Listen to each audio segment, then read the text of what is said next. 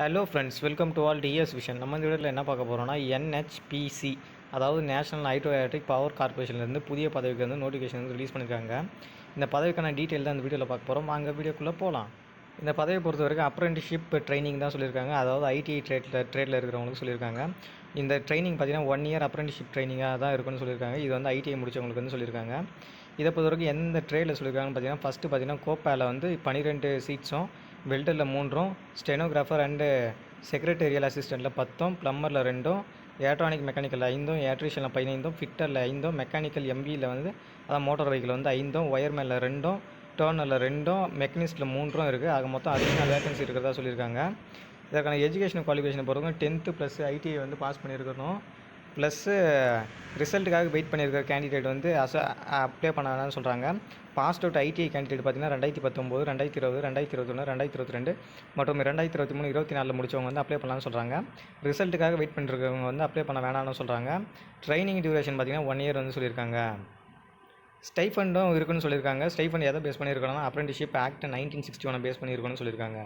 இவங்களுக்கான ஏஜ் லிமிட்டை பொறுத்தவரைக்கும் 18லேருந்து 25 ஏஜ் லிமிட் வந்து இருக்குன்னு சொல்லியிருக்காங்க. மினிமமாக 18 வயதும் மேக்ஸிமம் 25 வயதும் வந்து சொல்லியிருக்காங்க. இந்த ஏஜ் எல்லாம் வந்து 10/5/2024 வந்து பூர்த்தியாக இருக்கணும்னு சொல்கிறாங்க. ரிலாக்ஸேஷனும் இருக்குதுன்னு சொல்லியிருக்காங்க. யாருக்குன்னா SC, ST, OBC, PH candidate வந்து ரிலாக்ஸேஷனும் இருக்குது ஏஜில் வந்து சொல்லியிருக்காங்க. ரிசர்வேஷன்ஸை பொறுத்த வரைக்கும் எப்படி இருக்குன்னா அப்ரெண்டிஸ்ஷிப் ஆக்ட் மெயின்டைன் பண்ணி தான் ரிசர்வேஷன் நாங்கள் கொடுப்போம்னு சொல்லியிருக்காங்க. யாராக இருக்குது ரிசர்வேஷனா SC, ST, OBC, EWS, PWD candidate வந்து ரிசர்வேஷன்ஸும் இருக்குதுன்னு சொல்கிறாங்க. நெக்ஸ்ட்டு பார்த்தீங்கன்னா மினிமம் ஃபிசிக்கல் ஸ்டாண்டர்ட்ஸும் கொடுத்துருக்காங்க. இதற்கான மினிமம் ஃபிசிக்கல் ஸ்டாண்டர்ட்ஸ் பேஸ் பண்ணி எதை பேஸ் பண்ணியிருக்கோன்னா அப்ரெண்டிஸ்ஷிப் ரூல்ஸ் 1992 பேஸ் பண்ணியிருக்கோன்னு சொல்கிறாங்க. டியூரேஷன் ஆஃப் ட்ரைனிங் வந்து 1 இயர் சொல்லியிருக்காங்க. நெக்ஸ்ட்டு இதுக்கு அப்ளை பண்ணுற லிங்க்கை நான் டிஸ்கிரிப்ஷனில் கொடுக்குறேன், செக் பண்ணி பாருங்கள். இதற்கான அப்ளை பண்ண வேண்டிய வென்யூவும் கொடுத்துருக்காங்க. அப்ளிகேஷன் வந்து இந்த வென்யூக்கு வந்து சென்ட் பண்ண சொல்லியிருக்காங்க. செலெக்ஷன் ப்ராசஸ் பற்றி சொல்லியிருக்காங்க. இதை பொறுத்த வரைக்கும் ஃபஸ்ட்டு வந்து மெரிட் லிஸ்ட் பேஸில் தான் வந்து செலக்ட் பண்ணுவாங்க. நெக்ஸ்ட்டு தான் வந்து செலெக்ஷன் ப்ராசஸ் இருக்கணும்னு சொல்லியிருக்காங்க.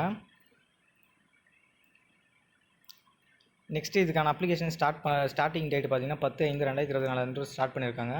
லாஸ்ட் டேட் பார்த்தீங்கன்னா 30/5/2024 அன்று வந்து எண்ட் ஆகுதுன்னு சொல்லியிருக்காங்க.